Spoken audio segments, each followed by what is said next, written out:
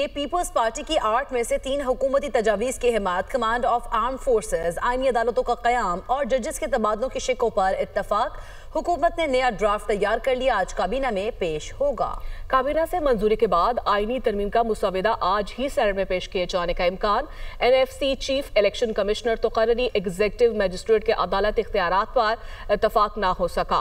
Bureaucrats की दोहरी शहरियत और वजारतों की वफाक को वापस मुंतकिली की शिकों पर इत्तफाक ना हो सका। इसी पर मज़ीद बात कर लेते हैं। आदिल वड़ाइच हमारे साथ मौजूद है। जी आदिल, बताएगा अभी इजलास होना है, क्या सूरत हाल देख रहे हैं आप?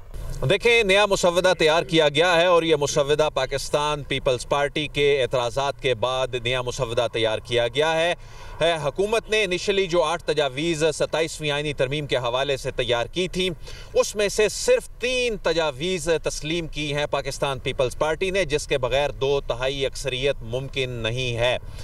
तो जो आईनी अदालतों का क़याम है उसकी पीपल्स पार्टी ने हिमायत की है। इसके अलावा जजेस का जो ट्रांसफ़र है उसमें मामूली रद्दो बदल के साथ मशरूत हिमायत की है। और सबसे अहम तरीन मामला जो 243 है, जो कमांड ऑफ आर्म्ड फोर्सेस से मुतल्लिक है, उसमें अहम तरामीम होने जा रही हैं। तो ये 3 जो तरामीम हैं, इन तजावीज़ की हिमायत पाकिस्तान पीपल्स पार्टी ने कर दी है।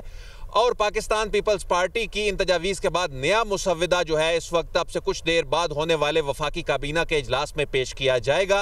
वफाकी काबीना का ये इजलास भी बड़ा दिलचस्प है, जिसमें वफाकी काबीना के सरबराह प्राइम मिनिस्टर जो हैं वो वीडियो लिंक से इसको हेड करेंगे। और इसके अलावा जो दीगर कुछ वफाकी वुज़रा हैं वो भी हमारे ज़राए के मुताबिक इसमें वीडियो लिंक पे इस इजलास में बैठेंगे।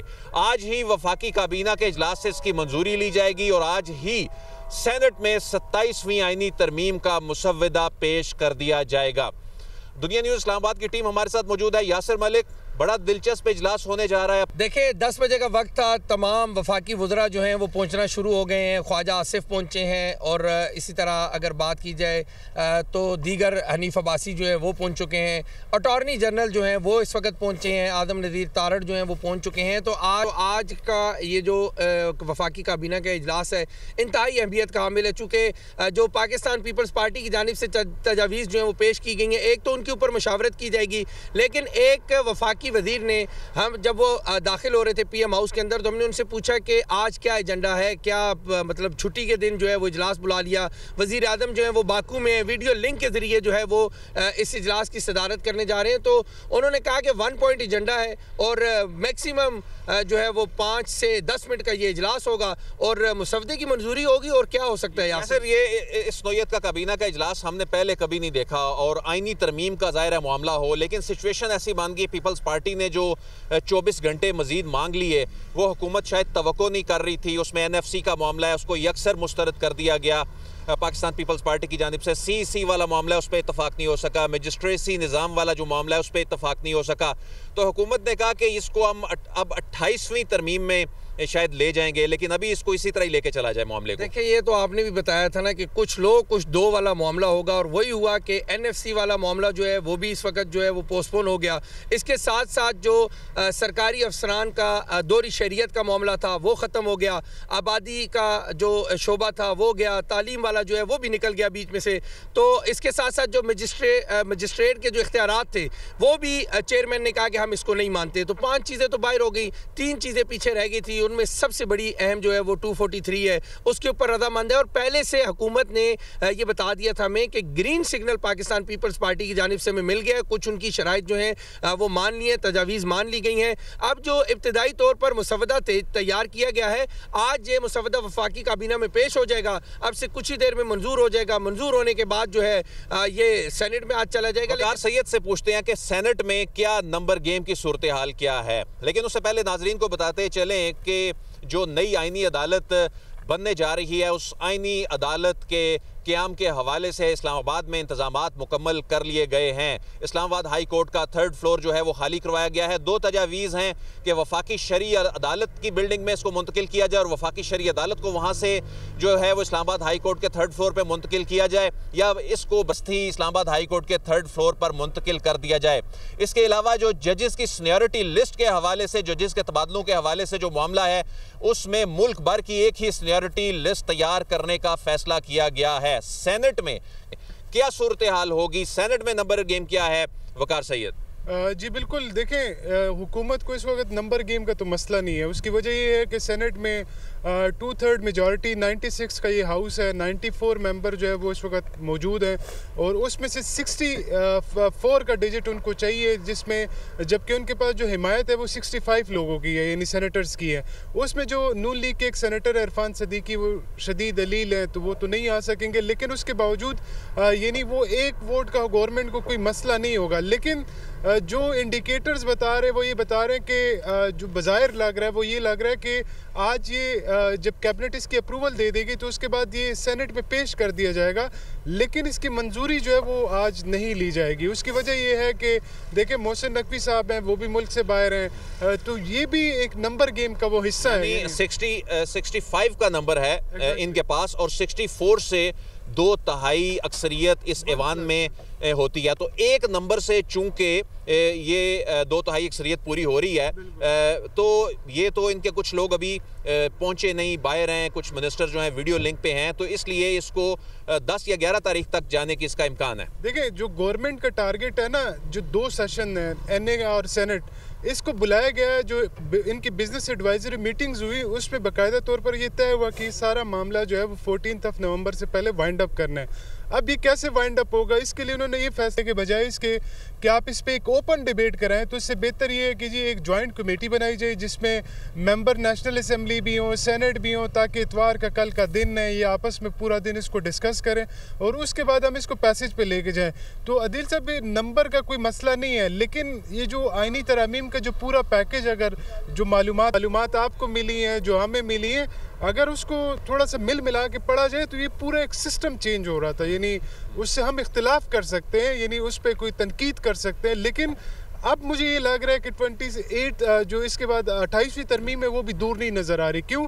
इसमें देखें जो 243 है उसमें एक लीगल प्रोटेक्शन, सब लोग कहते हैं कि ज़रूरत थी, वो लीगल प्रोटेक्शन आप दे रहे हैं, लेकिन अगर आपने जो अदर टारगेट मीट्स करने हो तो उसके लिए बड़ा ज़रूरी है कि आपको एक और तरमीम करनी पड़ेगी। एक और तरमीम जिसके हवाले से फैसल वाबड़ा भी बात कर रहे हैं, बातें हो रही हैं और फैसल वाबड़ा भी इस पर बात कर रहे हैं। अदील, आपने तफसीलन आगाह किया, आपका शुक्रिया।